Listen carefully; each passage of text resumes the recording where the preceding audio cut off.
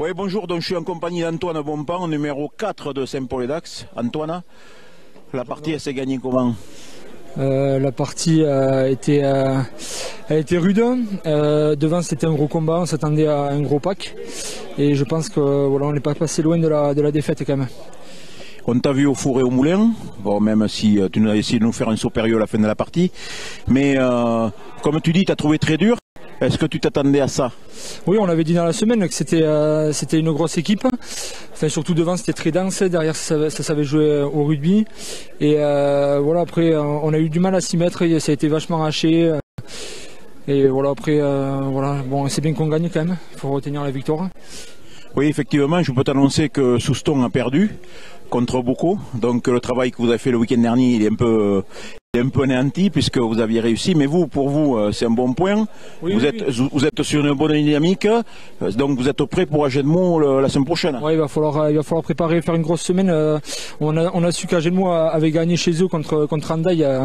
0, donc voilà, il faut qu'on prépare ce match qui va être je pense capital pour le maintien en Fédéral 2. Donc voilà, on a une grosse semaine de préparation et puis voilà quoi.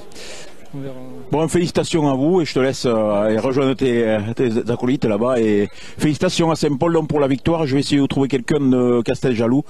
C'est toujours un peu compliqué avec la défaite, mais ça va arriver. Donc je suis en compagnie d'un des entraîneurs de Casteljaloux, Monsieur Saint-Loubert. Donc ben voilà, la partie aujourd'hui, est-ce que vous attendiez à une telle opposition? Bah oui, parce que pour moi c'est une équipe qui est pas à sa place au fond du classement. C'est une équipe. En plus ils jouent quand même leur survie eux, parce que derrière ça recolle avec Orthez, Andaille, tout ça. Donc on s'attendait à une grosse partie et voilà, on n'a pas respecté le fondamentaux. Voilà, le rugby c'est le combat avant tout. On a été pris sur le combat, sur l'envie et résultat 30 points, il n'y a pas photo. Hein. Oui, effectivement, on a vu quelques petites fautes techniques chez vous, parce qu'on a vu quand même une équipe très solide. Donc on a été un peu surpris de ces fautes techniques. Est-ce que c'était la pression de la défense, justement, qui vous a fait subir ces fautes-là? Certainement, ouais, un peu de pression de la défense. Oui, parce que ils ont été agressifs, ils sont montés fort. On n'a pas réussi à développer notre jeu. D'habitude, on arrive à mettre de la vitesse, à déplacer le ballon. Là, on n'a pas réussi à le faire. Ils ont bien défendu et voilà. Et à chaque fois qu'eux ils sont venus chez nous sur des ballons de récup, ils nous ont punis. Voilà, il n'y a pas photo quoi. Le score reflète bien le match, quoi. Les meilleurs ont gagné, tout simplement. Oh, mais merci de nous avoir rejoints au micro et bon retour à vous à Casteljaloux et on vous souhaite que le meilleur jusqu'à la fin de la saison. On va essayer de se qualifier. Ça dépend plus de nous, mais on va essayer d'aller chercher la 6e place. On va se la batailler avec le Bocaux. Le Bocaux qui a fait un score aujourd'hui. Hein. Oui, qui a battu Souston à la maison. Hein. Bravo.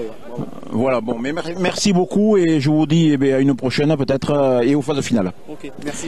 Au revoir. Voilà, messieurs, dames, donc nous on a fini cette journée donc à Saint-Paul-et-Dax où de nouveau une victoire à Saint-Paul-et-Dax. On doit leur porter chance peut-être, mais c'est de bon augure pour le but de leur saison. Casteljaloux qui est un peu déçu bien sûr, mais merci de nous avoir suivis et je vous dis donc dans 15 jours, puisque le week-end prochain il y a un repos pour tout le monde. Voilà, au revoir à tous.